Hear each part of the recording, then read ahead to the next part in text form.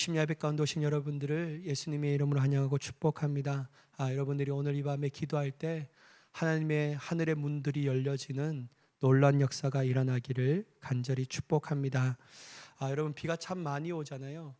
비가 올 때마다 제 마음 가운데서는 하나님, 나의 마음도 하나님의 성령의 담비를 부어 주시옵소서. 가라고 메마른 우리의 마음 가운데 오늘 이 비처럼 우리의 마음을 적시는 성령의 비가 내려지기를 간절히 축복합니다. 여러분, 우리가 계속해서 욥기의 말씀을 보고 있는데요.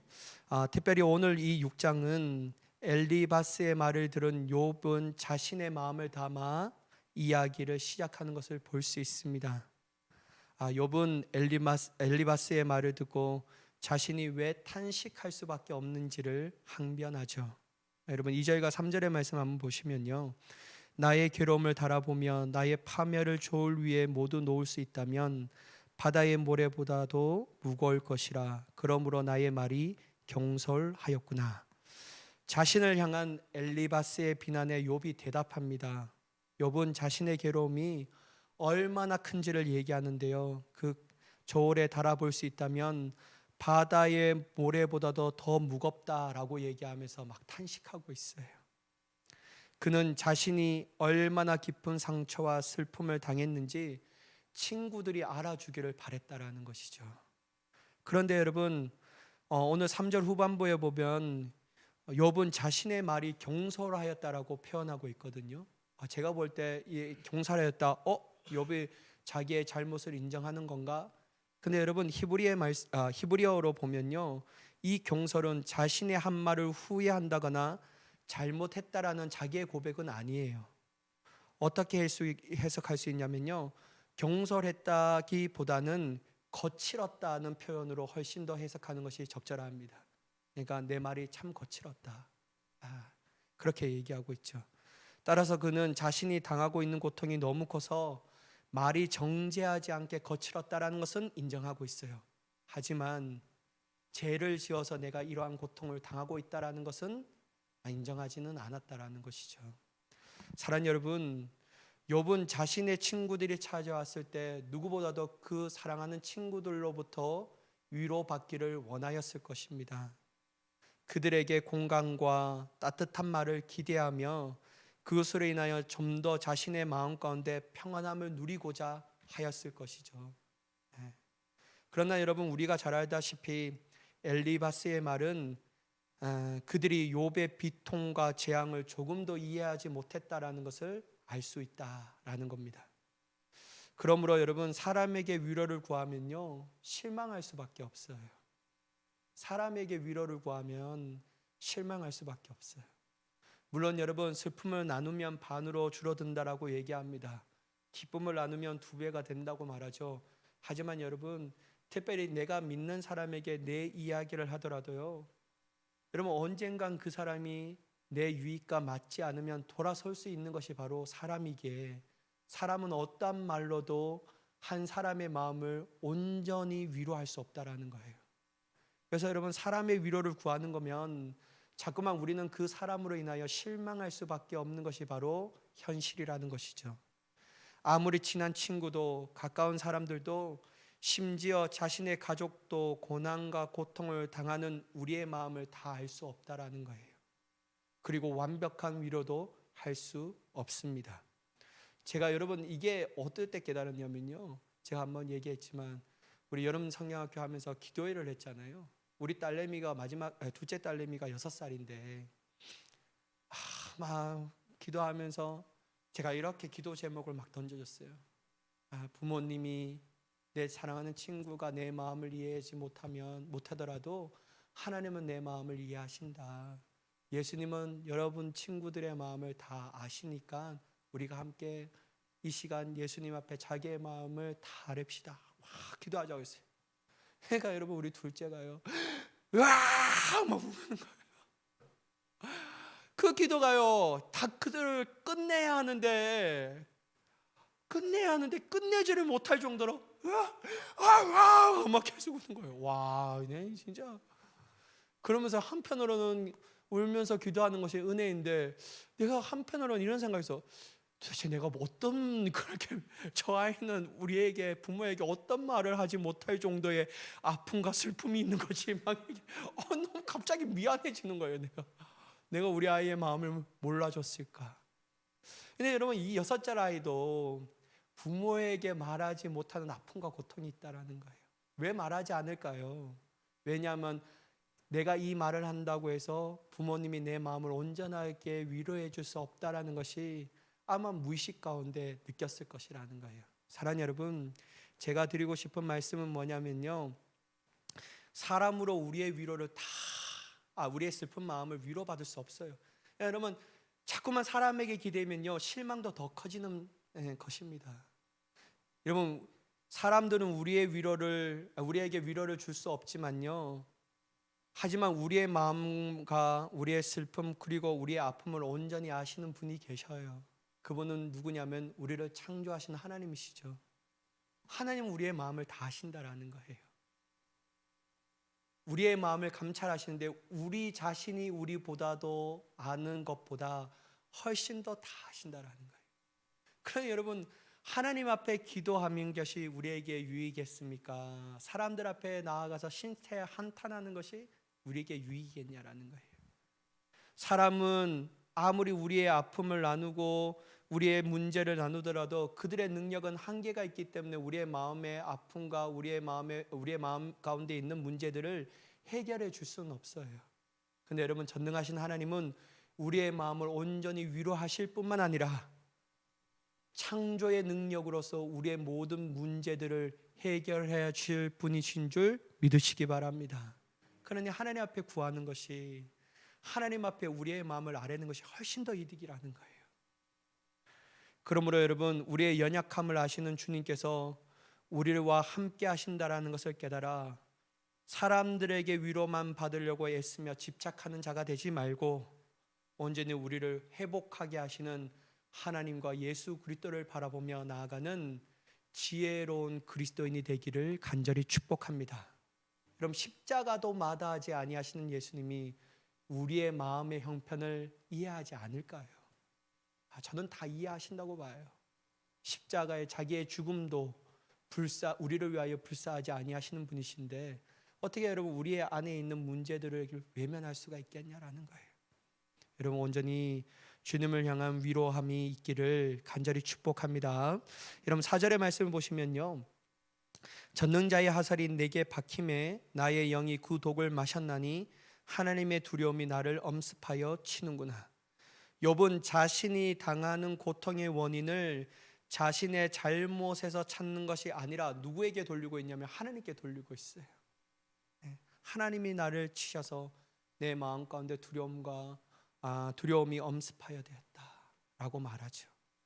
여러분, 이를 통해서 우리가 추측할 수 있는 것은 바로 욥 자신은 하나님으로부터 심판받을 만한 일을 하지 않았다라는 것은 확신하고 있다라는 것을 알 수 있습니다. 욥은 전능자의 화살이 자신에게 박혀 자신이 그 독을 마셨고 하나님의 두려움이 자신에게 몰아쳐 엄습해 있다고 탄식하고 있습니다. 여기서 여러분, 여호와의 화살은 바로 하나님의 심판이나 진노를 상징하고 있다는 것이죠. 그는 하나님이 대적으로 돌변하셔서 숨 쉴 틈도 주지 않고 자신을 죽일 듯이 공격하고 계신다라고 탄식하고 있습니다. 이렇다면 여러분, 사람은 자신이 감당할 수 없는 고난이 찾아오면 대부분 하나님을 깊이 오해하게 됩니다. 하나님 도대체 왜 이러시는 건가? 하나님 이러한 분이셨어? 오해하게 돼요. 그리고 여러분, 그 오해로 말미암아 어떻게 되냐면요, 믿음에서 멀어지곤 하는 거예요. 거의 대부분 그리스도인들이 이러한 전철을 따라갑니다. 그러나 여러분, 우리의 믿음의 대명제를 기억한다면 그렇지 않습니다. 그 믿음의 대명제는 바로 어떤 것이냐면요, 하나님은 언제나 선하시며 언제나 나를 사랑하신다. 이 믿음의 대명제만 기억한다면요, 우리는 하나님을 오해하지 않을 수가 있어요. 아무리 크나큰 그 심한 어려움과 고통과 문제 안에서도요, 하나님은 언제나 선하시며 언제나 나를 사랑하신다라는 그 믿음의 대명제를 가지고 있다면 우리가 하는 것은 하나님과 멀어지기 위한 발버둥을 치는 것이 아니라 어찌든지 그 어려움과 고난 안에 있는 선하신 하나님의 뜻을 깨달으려고 기도하는 자로 서게 되는 줄 믿습니다. 이게 다르다라는 거예요. 이게 다른 거예요. 이러한 믿음이 있으면요, 우리에게 찾아오는 우리의 힘으로 이겨낼 수 없는 고난이 오더라도 절망만 느끼고 힘든 점만 찾아보며 내 막 탄식과 한탄만 하는 인생을 살아가기는 너무 시간 낭비라는 거예요.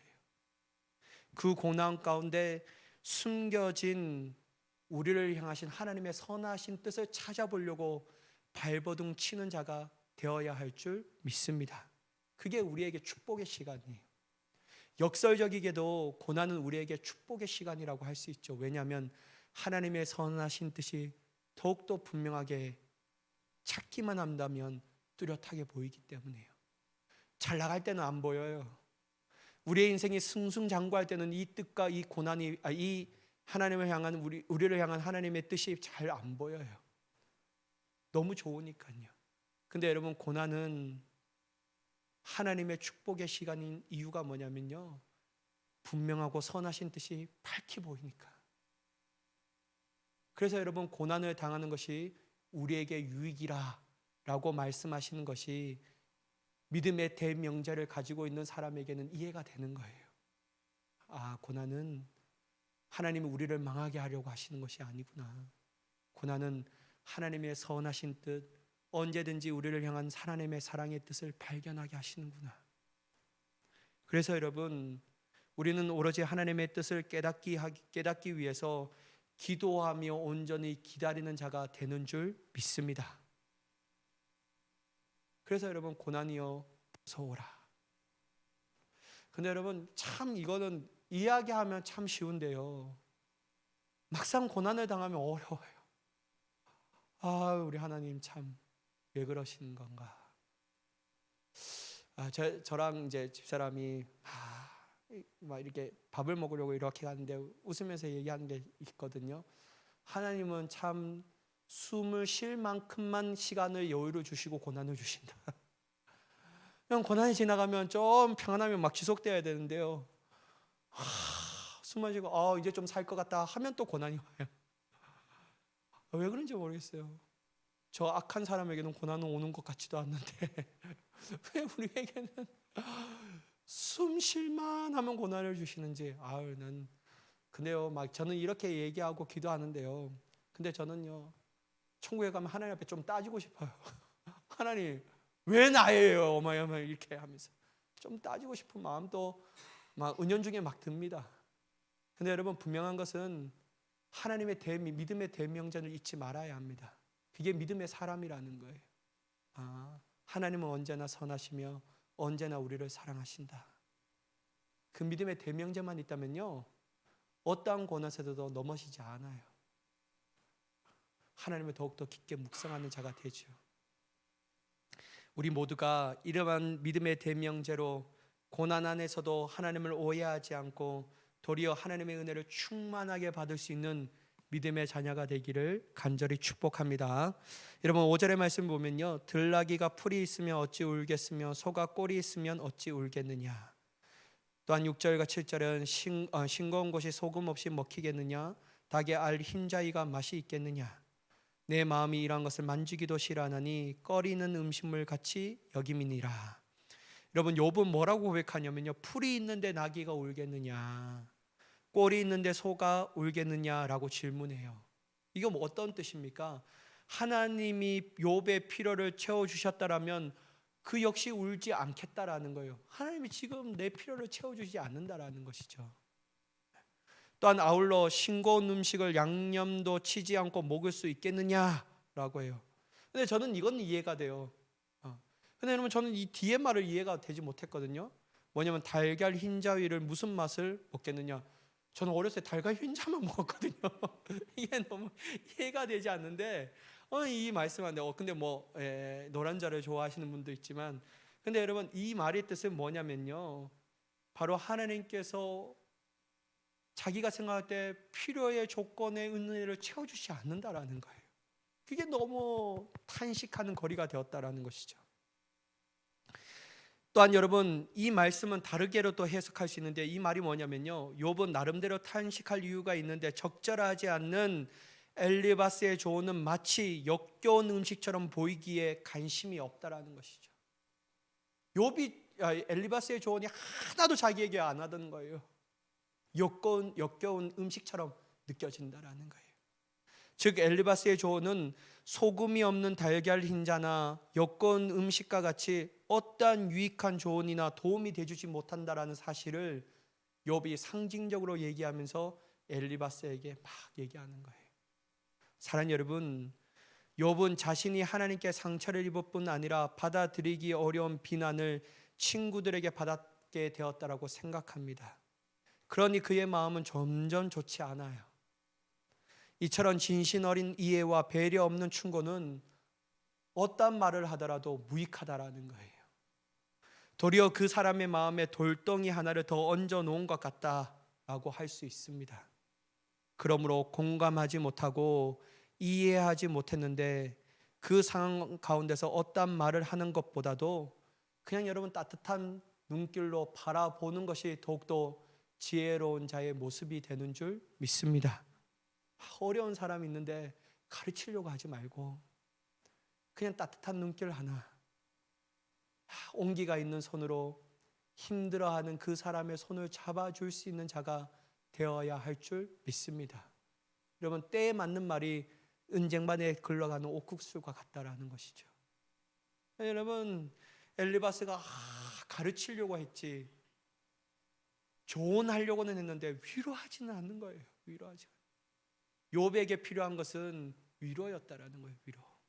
그리고 그를 위하여 기도해 주는 건데 이런 걸 안 해요. 근데 여러분, 오늘날 그리스도인들이 너무 가르치는 것은 잘해요. 근데 위로는 너무 안 합니다. 잘못된 것을 가르치려고는 해요. 깨닫게 하기 위해서 조언을 합니다. 권면을 해요. 근데 여러분, 고통당하고 힘든 사람에게 그 위로가 공감하지 못하는, 진심 어리지 못하는 그 위로, 조언과 그 권면과 충고가 무슨 자신에게 유익이 되겠냐라는 거예요. 하나도 유익이 안 됩니다.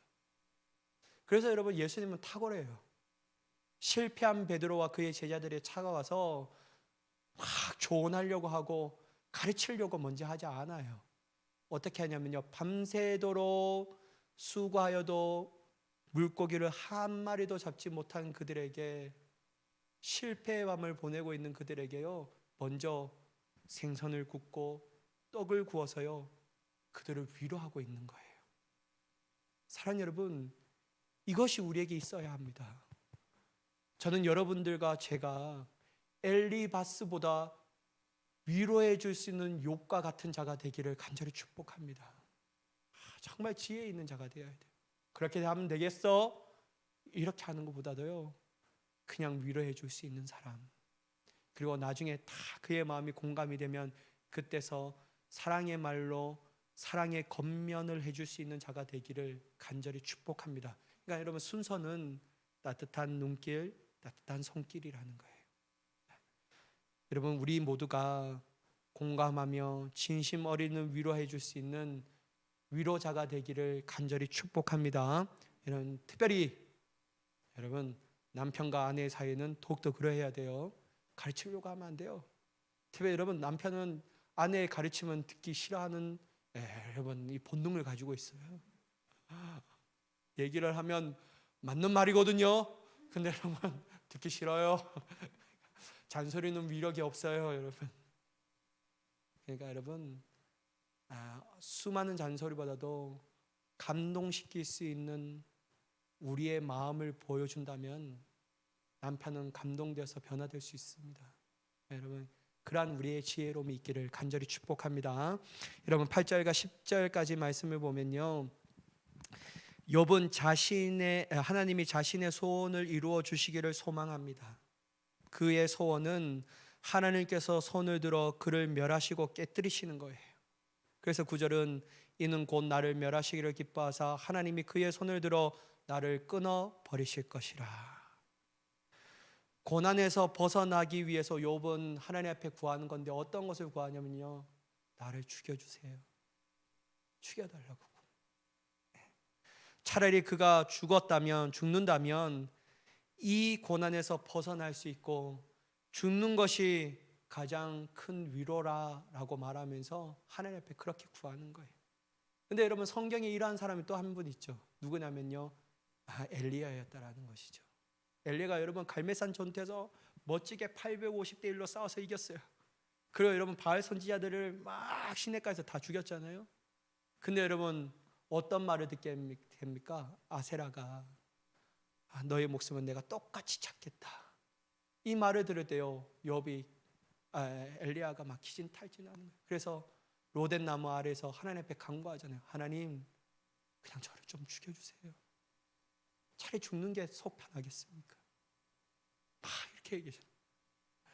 여러분, 근데요, 어쩌보면 우리랑 참 닮은 것 같아요. 우리도요, 막 하나님 앞에 은혜 받을 때면요, 하나님, 내가 온 세계와 열방을 바꿀 수 있는 믿음의 사람이 되겠습니다. 내가 하나님의 축복의 통로가 되겠습니다. 하나님의 은혜 좀 받으면요, 막 힘을 얻어서 그렇게 얘기해요. 근데 여러분, 조금의 시련만 하면요, 하나님 죽여주세요. 그냥 왜 그러시죠? 죽여주세요. 막 이렇게 얘기해요. 저는요, 우리 어머니가 이 설교를 항상 우리 어머니가 제 설교를 모니터링 하고 계시더라고요. 엄마 죄송해요. 하여튼 그래서 어머니도 항상 우리 아버지랑 싸우면요, 현대야, 나는 오늘이라도 죽었으면 좋겠다, 막 이렇게 얘기하셔. 그러면요, 막 내가 그 얘기를 듣고 있으면요, 화딱질이 막 나는 거예요. 그래, 엄마는 속 편하게 죽으면 좋겠지만 나는 나 혼자 어떻게 살라고, 막 이렇게 얘기하면서 막 했다는 거예요. 근데 여러분, 욥도요, 죽여달라는 거예요. 전 이 마음이 이해돼요. 여러분, 해결할 수 없잖아요. 이 고난이 너무 극심해요. 위로를 하려고 온 이 세 친구도 위로는커녕 아주 따가운 눈길로, 차가운 눈길로 자신을 바라보니까요, 너무 화가 나고 너무 열이 받는 거예요. 차라리 죽으면 좋겠다 라는 마음으로, 하나님, 내가 간구하노니 나를 죽여서 이 고난에서 벗어나게 해주세요. 그게 나에게 가장 큰 위로입니다. 막 얘기하는 것이죠. 여러분, 인간이 극심한 고통 가운데 있을 때 얼마나 나약해지는지를 욥을 통해서 우리가 잘 볼 수 있습니다. 죽으면 지금 당하는 고통이 끝나기에 그가 바라는 것은 오직 죽음이었지만 그것은 고난을 당한 욥을 향한 하나님의 뜻이 아니었다라는 거예요. 사람들은 자꾸만 고난을 당할 때 그 해결하는 방법을 쉽게 생각하고 행동하려고 해요. 욥처럼 죽으면 끝나겠지 뭐. 우리가 고난을 당하면 우리의 생각대로 쉬운 방법대로 자꾸만 해결하려고 해요. 그런데 여러분, 잘 됩니까? 죽으면 고난이 끝납니까? 아니에요, 여러분. 그러므로 여러분, 특별히 하나님께서 우리에게 주신 연단과 시험의 형태로 오는 고난이라면 그 해결 방법은 더더욱더 우리가 생각하는 쉬운 방법이 아닌 하나님이 원하시는 방법으로 해결하는 자가 되어야 할 줄 믿습니다. 쉬운 방법을 택하는 것이 아니라 하나님의 방법으로 해결할 수 있는 자가 되어야 한다라는 거예요. 이게 하나님이 주시는 시련이구나. 이게 하나님이 주신 나에게 연단이구나. 그러면요, 연단과 시험과 그 모든 어려움들이 하나님께로부터 왔다라면요, 우리는 해결할 것은 뭐냐면 그 문제를 주시는 출제자의 의도를 파악하는 것이 중요한 거예요. 여러분, 공부 잘하는 학생은요, 시험을 딱 보면요, 그 출제자의 의도를 파악해서 제대로 풀어야 되잖아요. 근데 막 내가 안다고 출제자가 이러한 의도로 냈구나 하면서 내 마음대로 풀면요, 그 문제의 정답을 내리겠느냐는 거예요. 아니죠, 여러분. 우리는 문제를 주시는 하나님의 뜻을 발견하고 하나님의 방법대로 해결할 수 있는 자가 되어야 할 줄 믿습니다. 그때 여러분, 온전히 고난이 끝이 나고 찬란한 영광을 맛보게 되는 줄 믿습니다. 그럼 마지막 11절에서 13절의 말씀을 보면요, 욥은 이제 기력이 고갈되어 더 이상 버틸 수 없다고 호소해요. 내가 무슨 기력이 있기에 기다리겠느냐. 11절에 이렇게 고백해요. 내 마지막이 어떠하겠기에 그저 참겠느냐. 마음이 돌이나 노쇠같이 않아 매우 연약하다고 한탄합니다. 자신을 도와줄 이도 없고 도움을 구하러 갈 곳도 없다라고 탄식하고 있죠. 사랑하는 여러분, 사람은요 고난이 지속되면 견디지 못해요. 끝이 보이지 않는 고난이 오면요 자기 스스로 자기의 삶을 마감하려고 하는 그런 일들이 막 보이게 되죠. 그런데 여러분, 더 견디지 못하는 경우는 마치 하나님이 자신을 외면하신 것 같이 느껴진다면요 더 이상 버틸 힘이 없는 거예요. 여러분, 저도요 하나님이 나를 외면하다고 느껴진다면요 더 이상 버틸 수가 없더라고요. 나의 마지막 보루인 하나님도 나를 외면하셨구나. 그러면요 막 힘이 막 빠지면서요 아무것도 하기가 싫더라고요. 홀로 고난 가운데 남겨진 사람처럼 생각되어지고 그냥 모으는 것이, 포기하는 것이 나에게 유익하다라고 생각하는 것처럼 될 대로 되라 라고 하는 이런 마음을 품게 되더라고요. 그런데 여러분, 이거는 우리의 감정이에요. 여러분, 우리의 감정은 진리가 될 수 없습니다. 우리는 감정대로 행동하는 자가 되어서는 안 됩니다. 우리는요 감정대로 행하는 사람이 아니라 하나님의 말씀인 진리대로 행할 수 있는 자가 되어야 할 줄 믿습니다. 오직 진리이신 하나님의 말씀대로 행하는 자, 그 진리대로 순종하며 나아가는 자가 될 때 비로소 우리 안에 있는 감정을 이겨내며 하나님의 말씀인 진리로 승리하는 자가 되는 줄 믿습니다. 특별히 고난 가운데서 우리와 함께 하시어 승리하시겠다라고 약속하신 하나님의 말씀을 기도하며 견뎌 끝내 인내함을 통하여 승리의 기쁨을 맛볼 수 있는 우리 모두가 되기를 예수님의 이름으로 간절히 축원합니다. 기도하겠습니다. 사랑의 하나님,